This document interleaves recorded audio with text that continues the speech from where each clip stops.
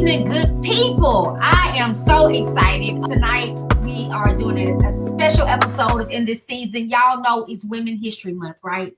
And so I have chosen this everyday woman who is doing extraordinary things in leaps and bounds when it comes to the field of mental health work. Y'all know that work is never fully done.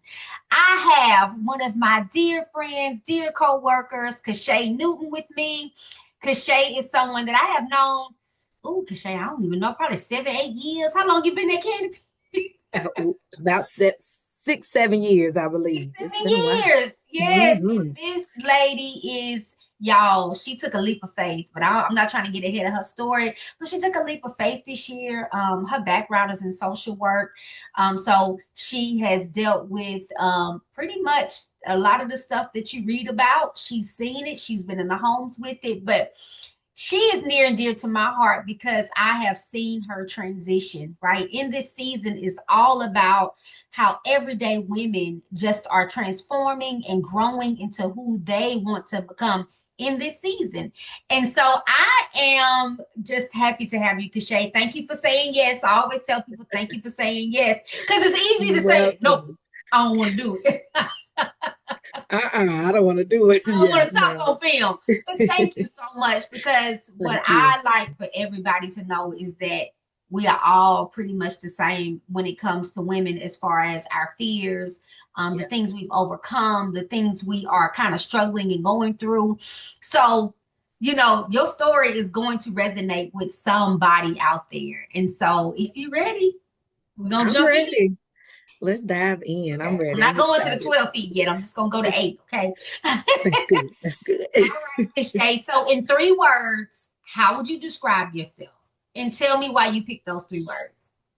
Okay. Well, the 3 words would be God-fearing, transparent, and creative. Those are the 3 words that just pop in my head.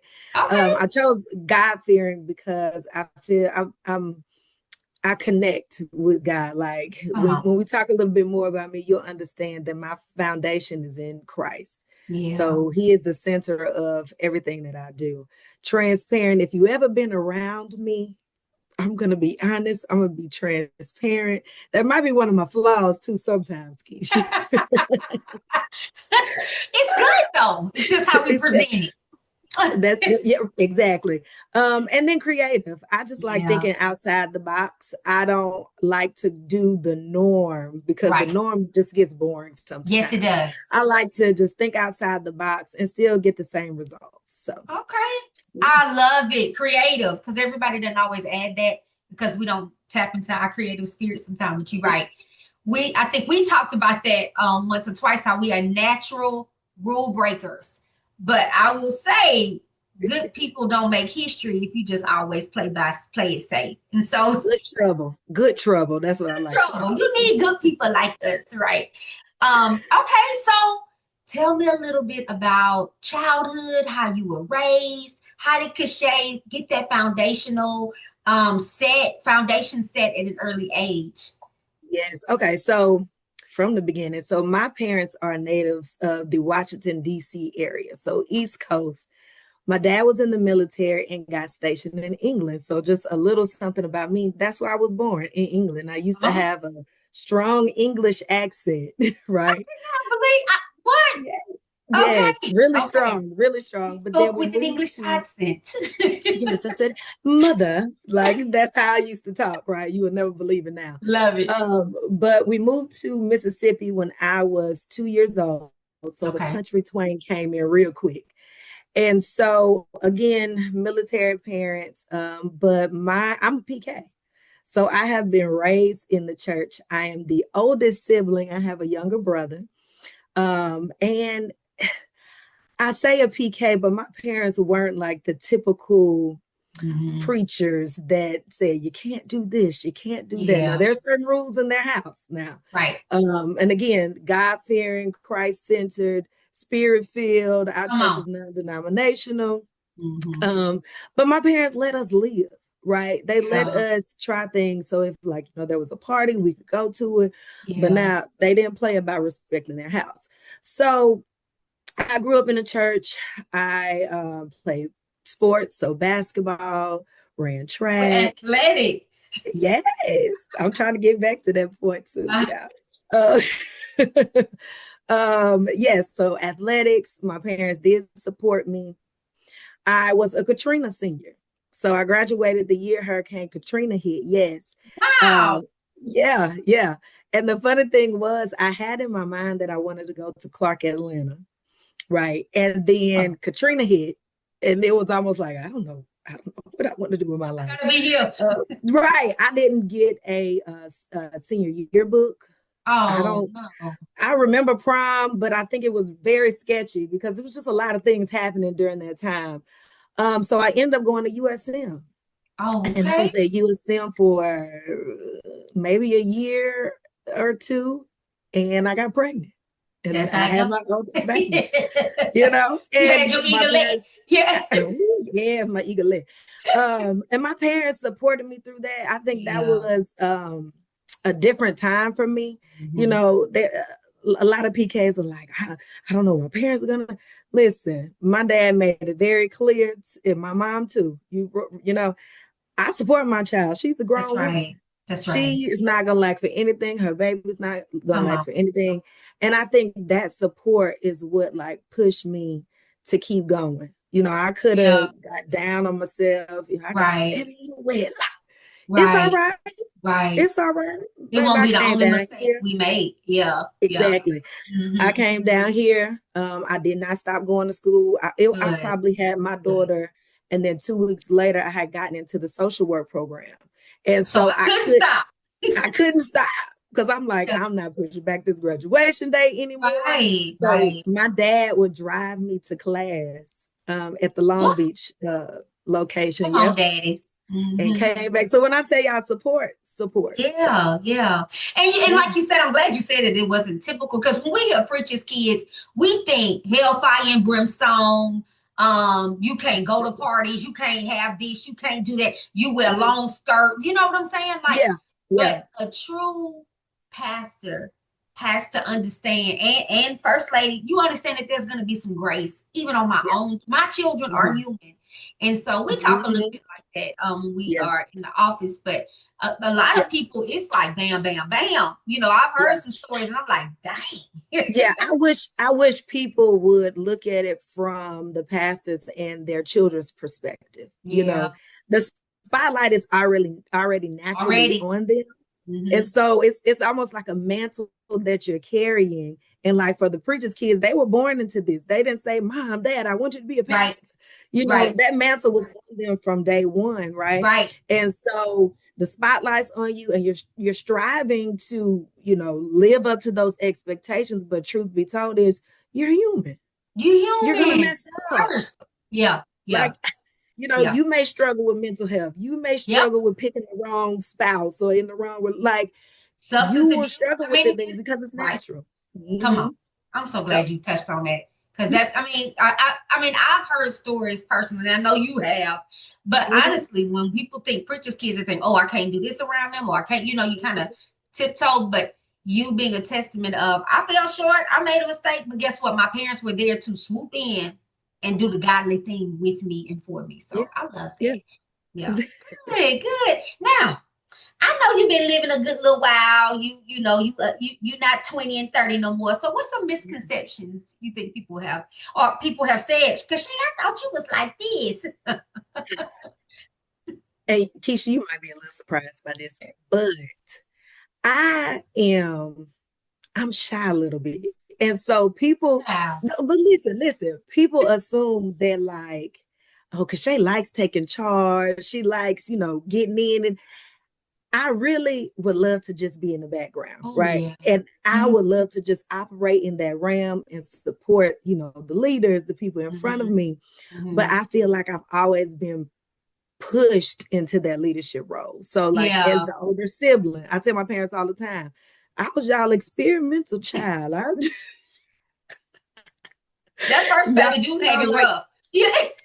Like, you know, it was my responsibility to come in and unlock the door and call my mom on the house phone. I'm telling my age a little bit, y'all. I'm 38, but it's just certain, right? It's just certain responsibilities that were put on me, and I feel like it built like that leadership in me. Right. But if it was a me decision, I would love to just be in the background and not carry the different loads and weights that you have to carry as a leader. You do good, because honey, but I think too, and you tell me if I'm wrong, when a call is put out and nobody leaps, nobody says anything, don't you feel like something inside of you is saying, girl, speak up. Yeah. Take that. Yes. Do that. Yeah. If ain't nobody else gonna do, you possess the qualities to do it, despite how you might feel. Just yeah. Some people are natural leaders, natural initiative go-getters. So yeah. But I was like, I want to go to a party and just be invited. I'm tired of planning and doing. I don't want to plan. Yeah, I don't want to plan no more. So I totally get that. Absolutely. Yeah. Anything else you've heard? No, usually they're right, most of the things. So it's not misconceptions then. This is just misconception. Okay. Well, look. So living on this earth for 38 years, being the first child, being a preacher's kid, you have gotten through motherhood as well. But what are some life lessons that have shaped you into who you are today? Ooh, I would say the life lesson that right now that's really been like on me real heavy is sowing and reaping. Oh, yes. And then everybody thinks about like financial. No. And that's probably way in the back of my brain. But when I think of sowing and reaping, it's those qualities like love, joy, strong friendships, showing up for the people that, mean the most to you. Even in my parenting, like being more gentle in my parenting as opposed to like yelling. My husband showed me a video maybe last week, and it was a letter that an 86-year-old wrote. And the letter talks about how one day she woke up as her 35-year-old self. And those things that she cherished, like her kids running in her room, waking her up in the morning. Yeah. Her husband making coffee. She said she wrapped her arms around her husband and just said, thank you.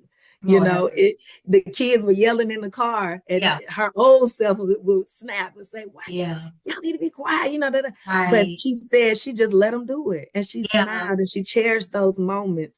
And so that sowing and reaping, like, I don't want to take for granted this life that I've been given.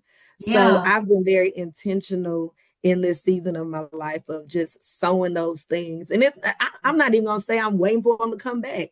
Sowing those things just because that's what I want to be surrounded by. That's what I want to give to others, So. Yes. I love that. So that making sure, I love the intentional word, making sure we are intentional. And, I think about that as we get older and our children leave our houses, our homes, how quiet it is going to be. So I kind of think about that. And people are like, yes, empty nest. But I have seen so many people struggle with that. Because they just can't wait till the kids go, and then the kids go, now what? You don't even know if you like the spouse. Yeah. Ooh. We know you love yours, but I'm just saying. I do. I do love my man. But some people don't know who they are without parenting. So but put out there, plant those seeds of whatever you want to return back, and not just for me to get back, but for the world to even have, because a lot of people missing some good stuff. Just general kindness. That's right. So, that's right. So I mentioned earlier that your background was social work. What made you pick that? That's a hard field to go into. You don't make millions, girl. You get a few little peanuts at the end of the week. But what made you pick that? So I went to college thinking I was going to be a nurse, right? Okay. And then I got in my first human anatomy class, and they showed some video with like blood, like, and I said, oh. So, I wanted to be. What else on the list? Because no. so I wanted to be in a helping profession, right? Okay. I did not want to go to school for all these years to be like a psychiatrist. Yeah. And so at USM, they used to have these signs that said undecided, choose social work. And I saw one of those signs, and that's what made me, I did my research, and I saw that social workers are in so many different High sectors of demand the too. Yeah. workforce, Yeah. right? Right. And so that's what made me just say, you know what, I'm gonna try. So I did my research, and I'm like, yeah, I like this. And so I kicked off my career as CPS. And then I went from CPS to a grant program, and then I ended up at Canopy, right, Yeah. as a little old therapist with an amazing supervisor, might I add, Keisha. But I started as a therapist, and then as COVID hit and transformed into a supervisory role, and y'all, I was nervous. Just had a baby, Yeah. but I became a supervisor, and I had stayed in that specific solution the entire time that I had been at our job, and then I got the opportunity to step out on faith Mm-hmm.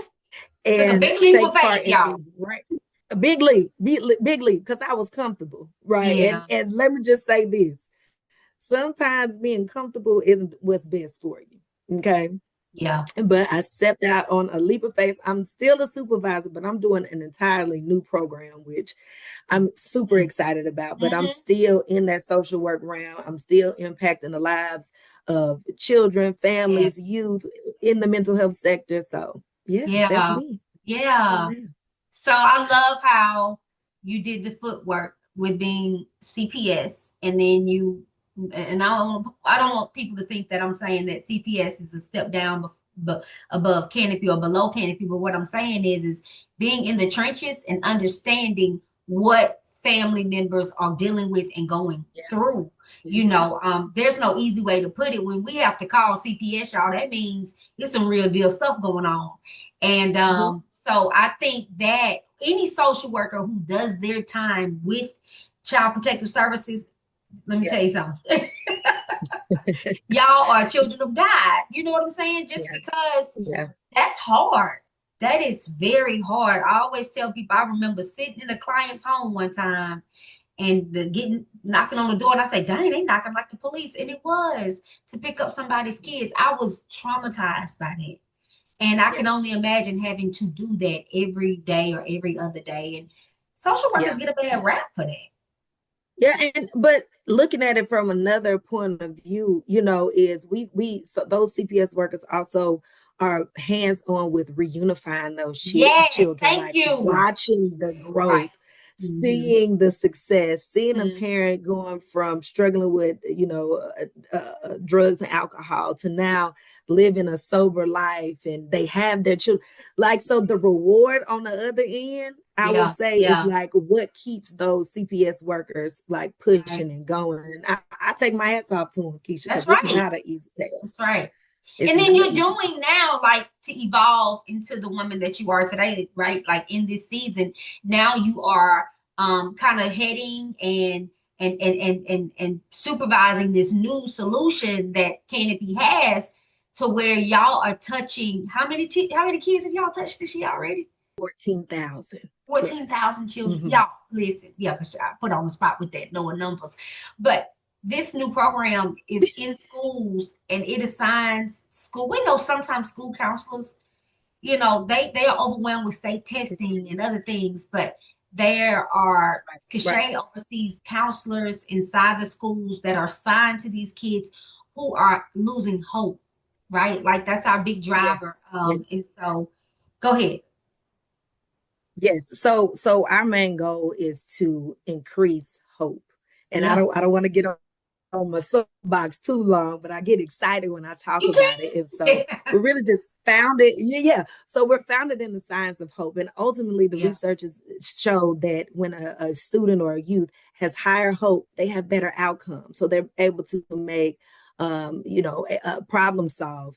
Yeah. They feel more comfortable about higher self esteem. They're just comfortable in who they are. And so our goal is to help push those kids with lifting up their hope. So we talk about goal setting, we talk about problem solving, sleep, mindfulness, social media.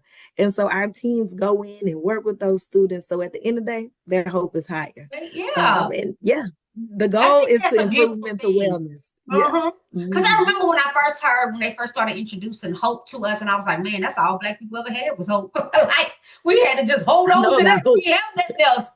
I hope we get better. I hope I make it through this.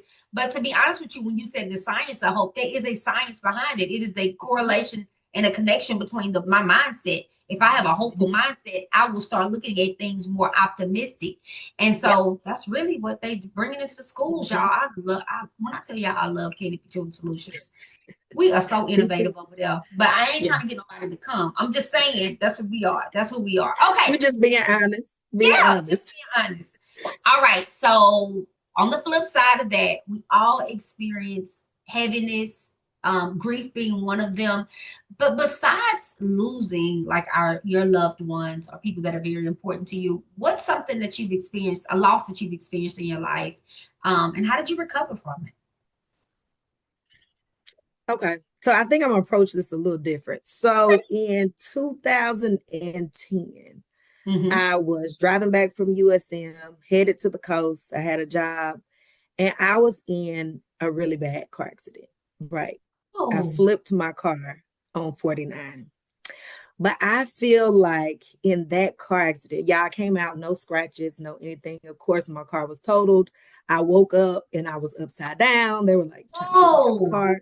It was a lot, right? Yeah. Yeah. But I feel like in that moment, I lost the old Kashay, which was a good thing. Let me say that. It was like that younger, more immature. I was single, it was almost like I was carefree, right? Yeah. And the crazy thing about it is I never, and y'all don't talk about it, but I never used to wear my seatbelt, right? I didn't. I just would jump in the car and go because I had just like that fast go mentality, right? That day in particular, I put my seatbelt on, but I feel like in that moment, I lost younger Kashay, and it pushed me to really look at life like, girl, your life could have been gone, and you out here taking things for granted. You're not living on your family enough. You're not, that moment just changed. It also deepened my walk with Christ. I'm gonna be honest with you. Because I could have been gone. Like so many accidents happen on Highway 49 in that time span, and I'm just grateful. And so I think that was the biggest loss, not talking about, family members that passed away, but for me, that was the biggest loss, but it was a loss that was necessary. Right. For me to just mature and grow up. So. Absolutely. And so that I always say with every piece of us that we lose, we grow a new character of some sort. So so you lost your innocence, you lost your ability, your superwoman complex. You know how sometimes we just feel like as young people, nothing gonna happen to me. I'm gonna be here forever. I'm gonna be fine. Why y'all worried about that? I hate when I hear you.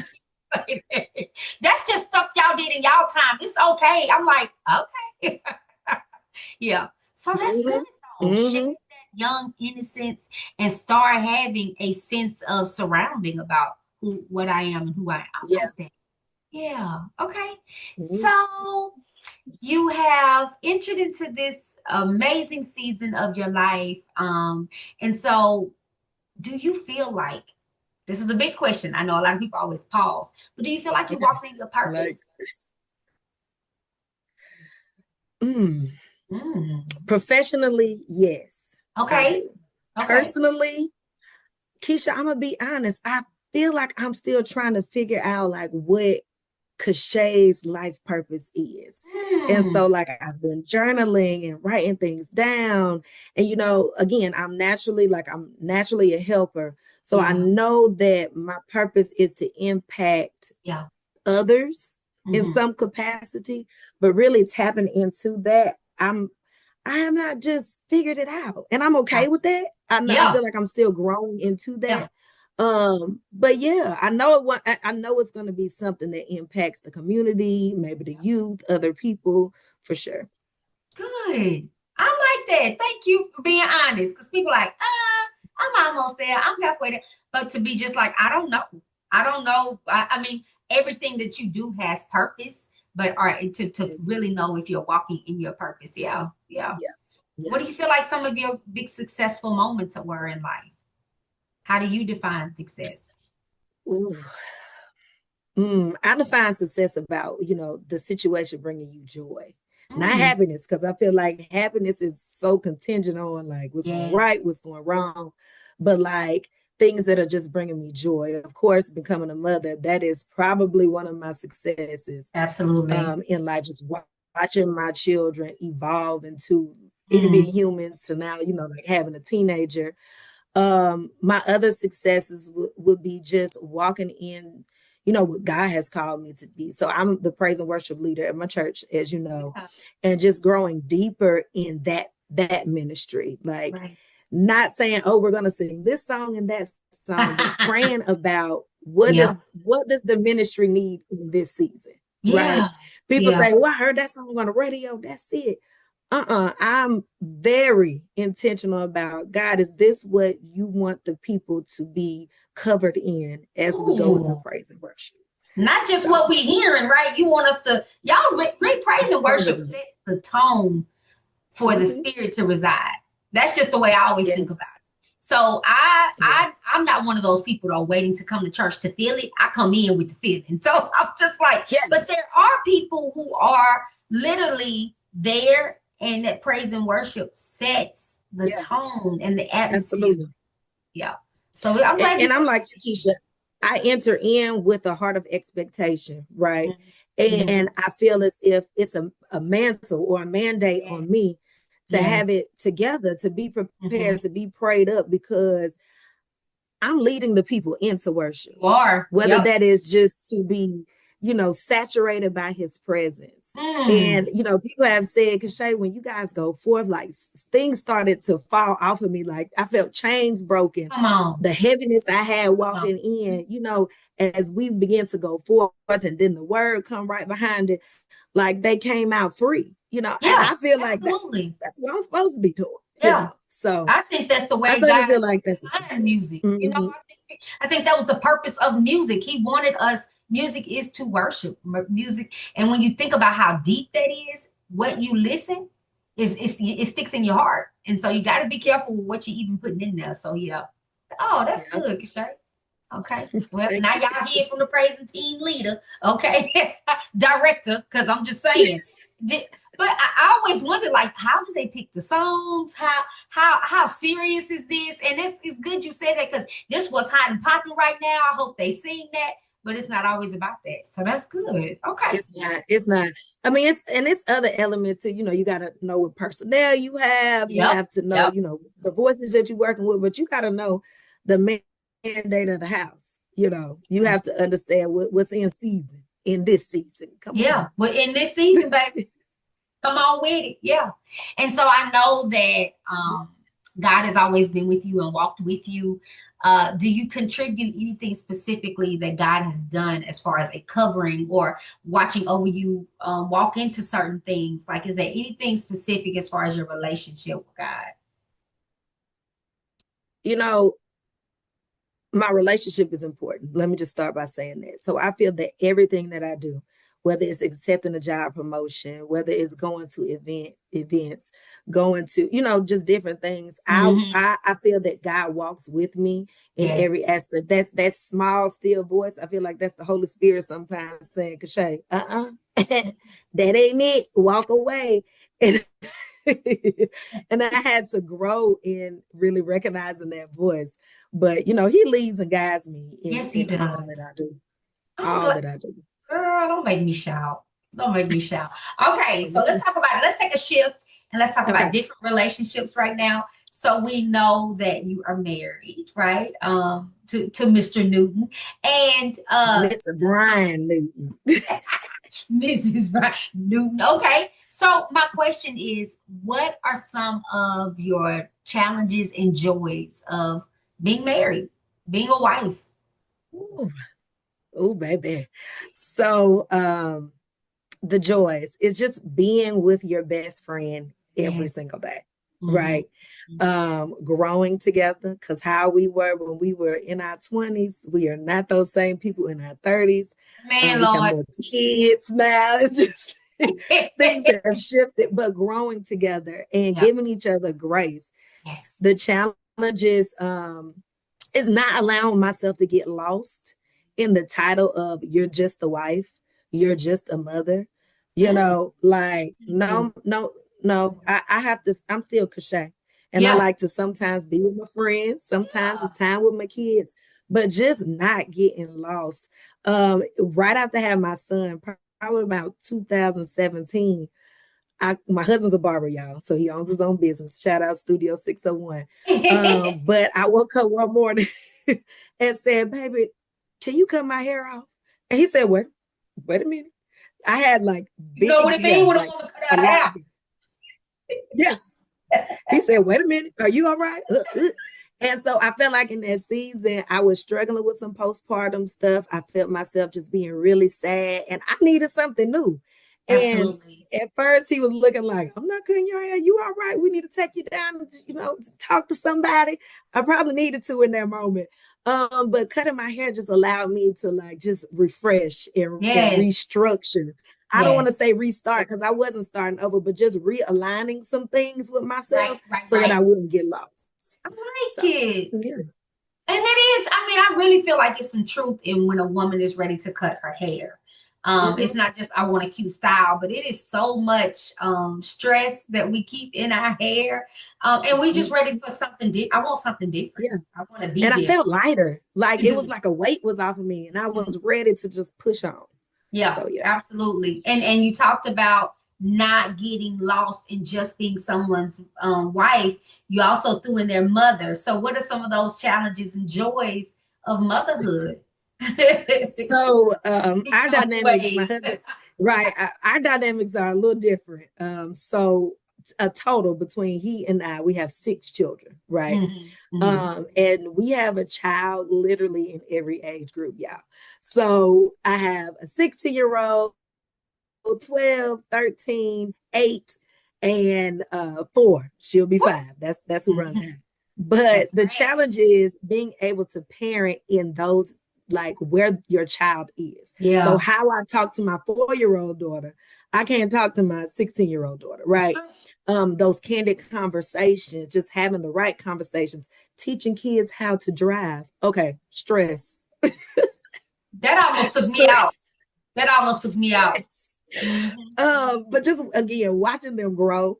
I love that they still love on me. Like my 2 youngest ones will come and get in the bed. I love that kind of stuff. And like you mentioned earlier, when they're all gone, I'm gonna be glad it's me and my man at home, but I'm gonna miss my baby. My man, but I want to speak to my children.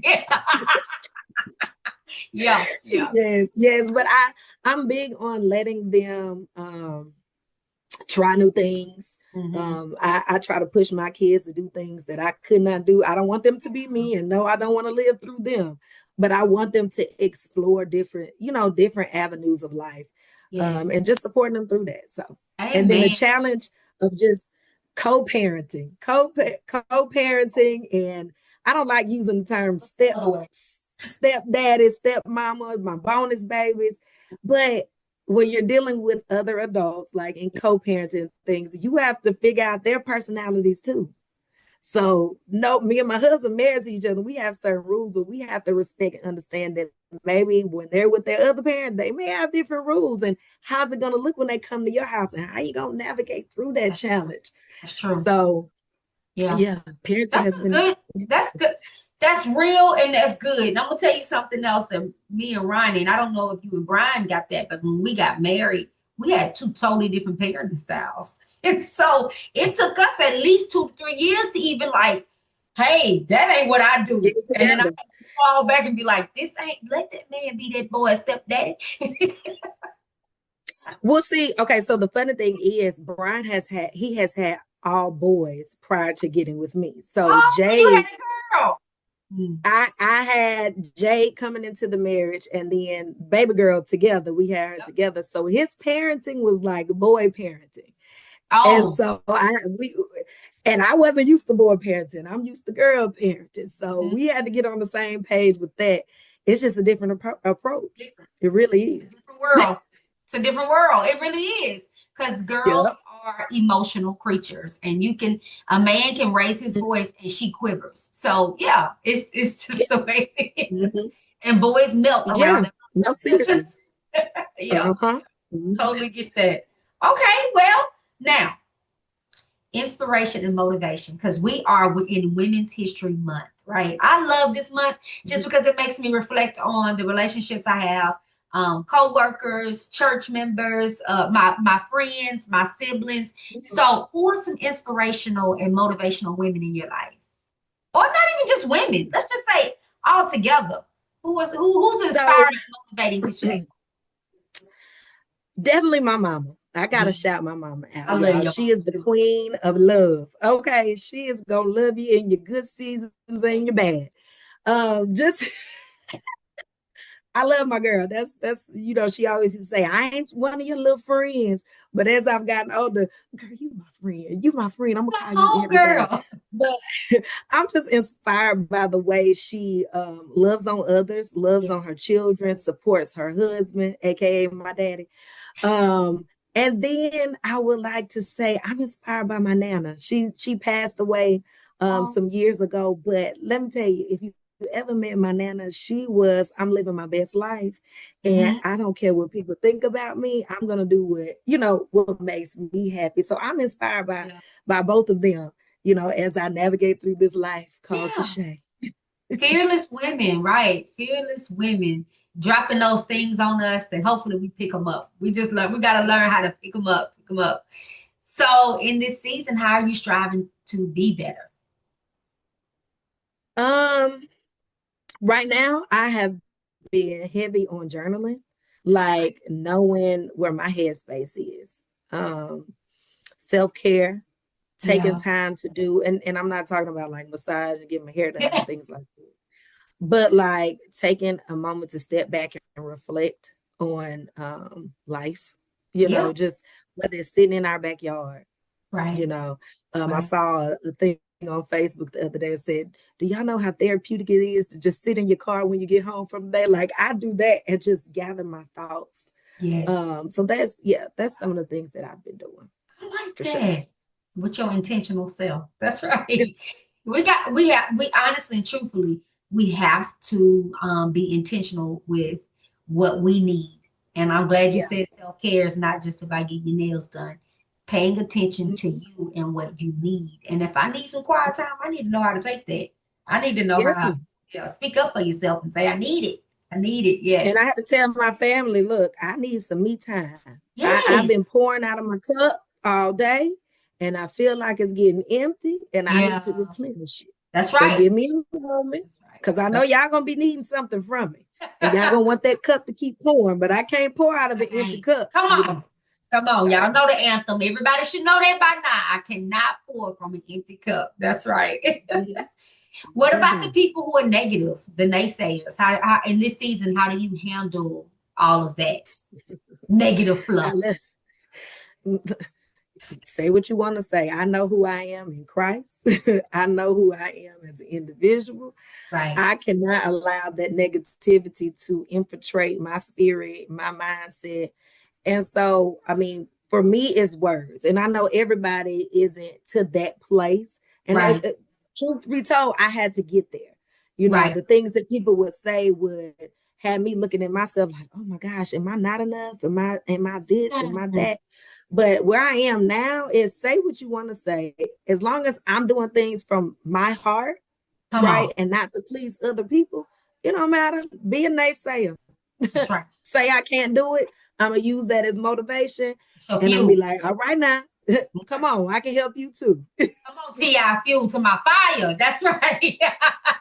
That is true. That's true. Because we can't spend all our time worrying about how other people think of us. When I'm rooted and I'm grounded and I know whose I belong to, I don't have to worry about how you feel about me. So that's good. What about in this season? What do you want more of blank and less of blank? Ooh, hold on. Let me think a little bit. I would like, oh, that's a good one. Hold on. I would like less of the hustle and bustle and feeling of like, you got to do this, you got to do that, you got to, less of that. And I would want more quality time to just sit in those good moments, though, even the bad ones, just time to just sit. You know, it threw me off Sunday when that time shifted, but it said to me, like, what is time really doing right now? Like, why do I feel this heavy just because I lost 1 hour of sleep? Like, I need to slow down. I need to pause and regroup, because it's just like things are constantly happening, but we're not cherishing that little thing that we call time. Right. You know, my pastor spoke about 1 degree off and how it may not seem like a big thing, but if you keep going at that 1 degree off, you're gonna miss what you're actually shooting for. And so I think I equated that, like, when time, I was like, I feel heavy. I feel like I ain't got no sleep. And I kind of felt like, you like, it's only an hour. What happened? But that was that 1 hour that shifted everything for us. And so I kind of hate time changing because I'm like, I'm used to it, but it also kind of it's a reset button, you know? It makes you like realign yourself, like, okay, especially when it like start, like when it's darker for a longer amount of time. I'm not sure which is it, the front end or the back end of the day. That's the fall. Yes, so it's like you're just trying to restructure and realign and get your body right in that time change. So. We get lazy in that fall one because it's dark at 5 and you coming in and you like, I ain't going nowhere, I ain't doing that, right? Let me go and get in the bed. Take my bath and go to bed. It's 5:15. Everybody lay down. It's only 5:30, mama. It don't matter. It's dark outside. Girl, you got me cutting up. Okay. So what's next for you in this season? What do you feel like you are getting prepared for?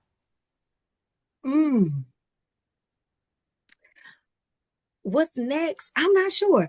I would say I'm just getting prepared for, like, to get closer to my purpose. I'm about to be 40 in 2 years. And I'm not putting a timestamp like I gotta know my purpose by 40. But I feel like I want to have it carved down a little bit so that I know what my life is transitioning to. Right. You know, when I leave this earth, and hopefully it's many years from now. But I want to leave like a legacy for my children, a legacy of love, a legacy of helping others, a legacy of, like I said, sowing and reaping. And so I feel like I need to be like narrowing down in this next season. Like, what you doing, Kashay? What's your retirement plan? You know, retirement plan. Just navigating. You know, it's something about hitting those landmarks with those decades. Like, you get ready to be 40, I'll be 50. I can't believe we're 10 years apart. But anyway, we're just 20 and 30. So anyway, but I feel like I'm going through the same thing you're going through. Like, what needs to be shed off of you? What do you need to increase? So I think those may be just questions that we have for ourselves, like as we're getting ready to be bumped to the next stage, you know. But definitely feel that. I feel that with you.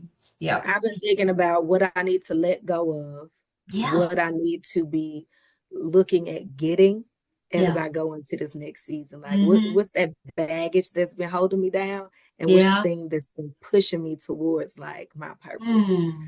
So I've been trying to navigate through that. Yeah, and then wherever God want me to go, I'm doing it. You know, I learned that early. Early in the 40s. It's like, you keep on playing, you want to. You just you keep making yourself that 1 degree off. So you go. If you go to Alabama and all I asked you to go to was the beach, that's on you. I told you. That's on you. I told you where to go, and you want to do your own thing. So now I got to step in and shift you where you need to go. You know. Let me pull you back, girl. So do you feel like young little bitty Kashay will be proud of who you are today? The little girl in you. Yeah. Absolutely. She will probably say, girl, you done grew up. You know, my mouth's still a little sassy, but knowing like the words to say now as opposed to the younger Kashay who to invest your time in now, as opposed to trying to please everybody else. Right. Who's worth it, being able to discern personalities and relationships. Like, thank you, Lord, for the growth. Okay. Thank you, God. Thank you, for the growth and for the years to be able to do it. Yeah, I love that. Because I don't count those years as like, oh girl, you lost it. I count them as lessons. Like, come on. I don't say, girl, that's a loss. No, that's a lesson. How am I gonna grow from this? What did I do wrong, and how can I make sure that I don't make the same mistake? That's right. That's it. That's the icing on the cake right there. That's the icing on the cake. All right, Kashay, we're gonna wrap up in a minute, but you said you want your legacy to be love, but what do you want to leave for others? How do you want to inspire other people? To live in your truth. Like knowing like who you are and being okay that it might not fit in with everybody. Just live your truth and be okay with that. Be okay with that. We see things on social media and we're like, oh, I want to do that. Oh, I need to do that. But is that like, be you. Yeah. And when it's all said and done, they can't say Kashay was over here being Keisha. No, they gonna say Kashay was She's staying under her. Right. That's true. That is true. Yeah. So she did her own thing. Yeah. Be you. Be you. Because when it's all said and done, I want to tell you I made it over. I made it over. That's all I'm saying. But you gotta just know it's okay to be. I love that. It's okay to be you and to be your truthful you, who you really are. Yeah. And it's okay to say, you know what, in this moment, I'm not okay. Give me a minute. Like you don't always have to have it together. Your face don't always have to be done. You don't have to just keep it. Listen, I'm gonna throw my bonnet on. I need a minute. Like I'm not okay, but are you doing the work to be okay? Right. Oh, come on. So come on. Yeah. I'm not okay, but are you doing the work to make you not okay? Okay, all right. Because you can get stuck in that down. You can.